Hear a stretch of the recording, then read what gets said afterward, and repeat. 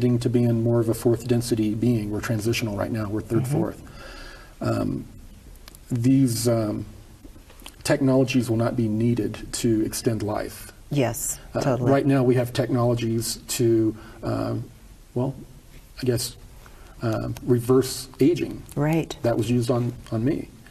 So there are a lot of, there are a lot of technologies that we'll wean ourselves off of. There'll still be technology, but it'll be more consciousness-based. Yes. I don't really want to go there, but maybe for 30 seconds. How does this interface with the whole transhuman movement? Well, yes, that's one of the ways people are trying to ascend. Yeah, exactly. Is through technological means. And this is something that has happened across the galaxy, and it's a disturbing thing. And what's the warning sign, and what are they showing us if we continue down that road? Well, we'll repeat what countless other planets have done. We'll go further into artificial intelligence. Yep. We'll hand our sovereignty over to artificial intelligence. Artificial intelligence will take a pragmatic look at the Earth and say, these, just like of a movie that you could probably see in your head right now, humans are a virus. They would see us as a threat to the status quo and then remove us. Right. And this has happened? It has happened countless times. So I consider this to be a significant warning to humankind, right? It's a very huge problem here on our planet. It is. It's a big problem. Yeah. And it tends to come from these people are programmed themselves, of course, but it tends to come from people with no spiritual basis for the most part. Right. If you don't understand you are already immortal, then you're going to have to create some way to extend the longevity of a physical body to contain that. Yeah, the fear of death and wanting more time is what drives most of people wanting to get into transhumanism. Indeed. So now when we're looking at it from a consciousness point of view, and our lives are going to be extended through things like what you went through, the higher vibrational diet, right? Yeah, and it was a pharmaceutical thing they did to regress. Yes. Okay, we'll talk about that. Okay, yeah, well, let's talk about both of them. Okay. We can totally go there, because I'm really interested in a glimpse from these other societies as to where we're going, what the warnings are, and mostly what it's going to take to bring us back into our true remembrance of what we are and what we're capable of. So it all falls within that. So when we're using our spiritual technology that ends up indirectly in extending our life, tell us some of the tenets of that, besides this lovely produce we were talking about. Some of the tenets of extending our own lifespan that will happen quite naturally is an extension of our expanded consciousness. Right. Well, and also these energetic changes that are occurring in our local star system right now. And the AI threat is most likely going to be removed by what's occurring with the sun. Okay, so that's good news. Yeah, so it seems as though the solar system is kicking in its immune system right now, not only for negative humans that are screwing stuff up, but also non-terrestrials that are here.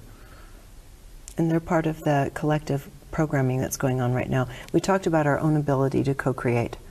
And create a better reality than what we're experiencing right now. But now let's talk about the obstacles to that are occurring right now in a co-creative way that's really not for the best. Right. Well, and there's also a component to it that these different non-terrestrial groups that are here right now, their co-creative consciousness is contributing to our experience. That's what I'm asking you. Yeah. Well, let's talk about that. Sure.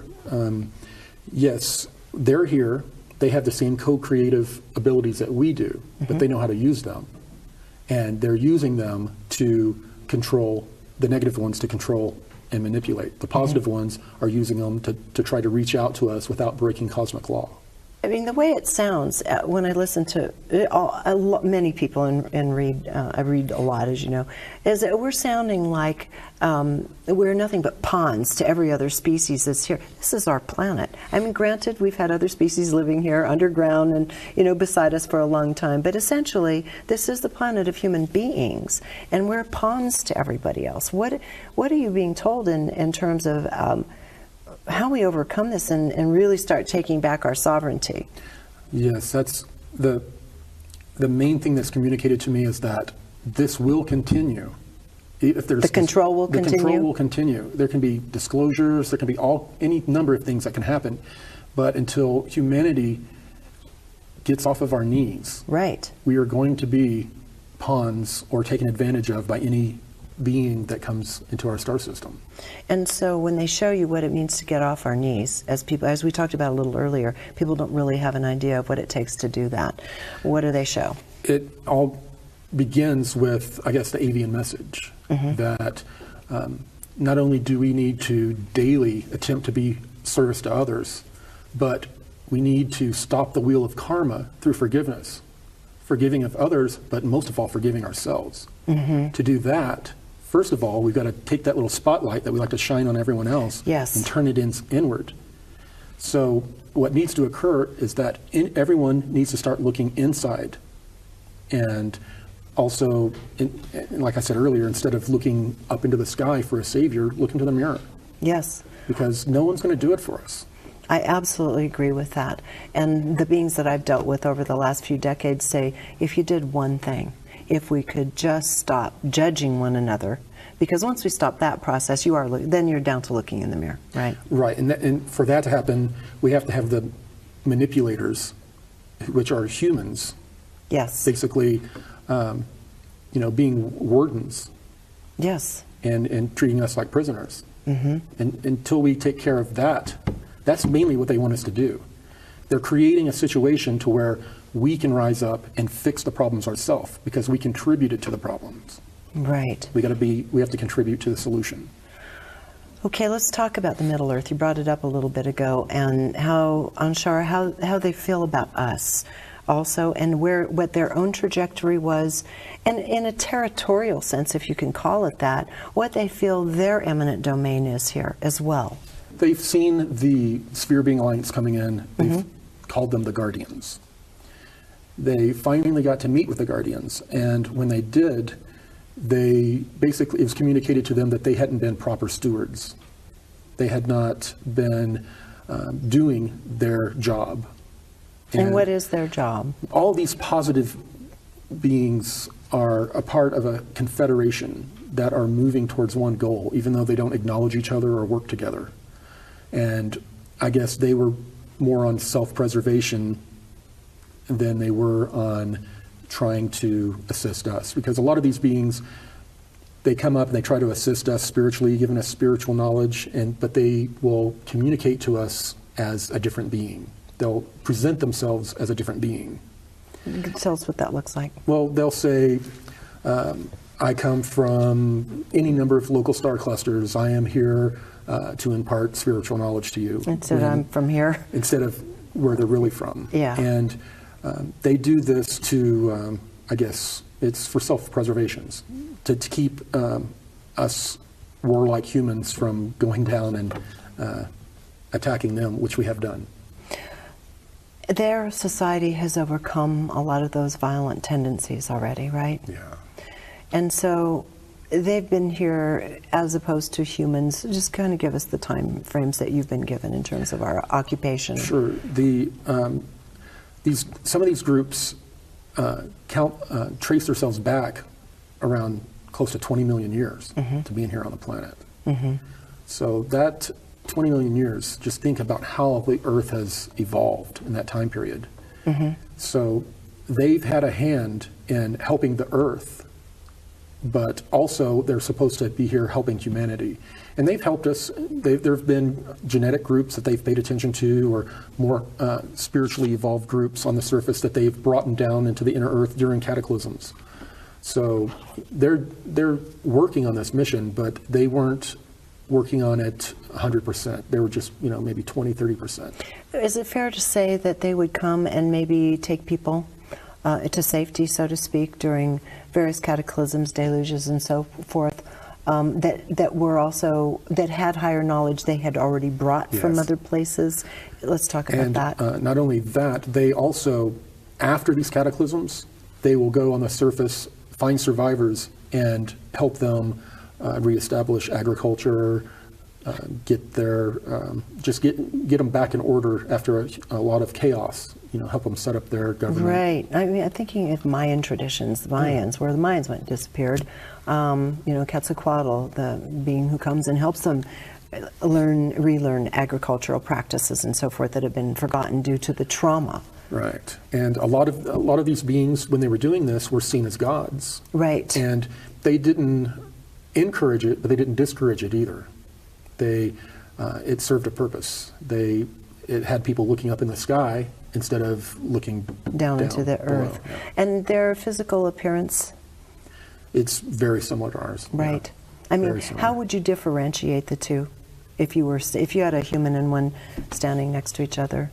Well, it would catch your eye. You would see a difference. How can you describe what that difference would be? Well, with the Anshar, it's the color of the skin. Mm-hmm. It's lighter. Mm-hmm. They have their fingers are longer, tapered and long. Mm-hmm. Real skinny, a little bit longer, real bony, skinny fingers. Mm-hmm.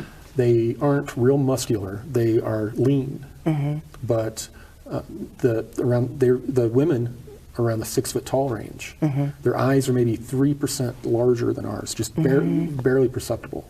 But so they can pass, but they do stand out in a crowd. They would, yeah. If they may not be noticed if they were wearing a hat and sunglasses walking through a mall or something. Mm-hmm. So these beings, we have been aggressive with them in the past. How are they perceiving what needs to be done right now in terms of their giving of help or they're leaving us alone? I mean, how do they see the spectrum of behavior? Some of these groups want to come in and start working with us face to face.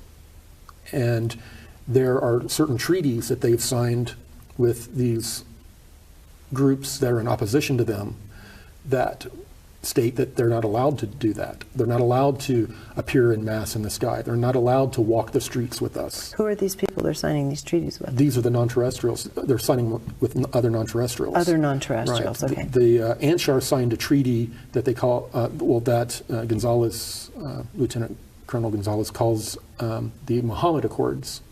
It doesn't have anything to do with Muhammad other than it occurred around the time that he was here. Mm-hmm. And in the past, there had been open conflict in the skies, and even on the ground, there all kinds of craziness. Yeah, occurring. throughout Earth's history. And they signed this treaty that stated that they could not openly interfere. They could use their proxies through the back door, but that this was to occur because society needed to grow organically. Yeah. And so, where are they with this now? Right now, they're trying to find a way to get out of these treaties or accords because some of the negative groups won't even come to the table to discuss it. And what is the punishment if they break these accords? I don't know.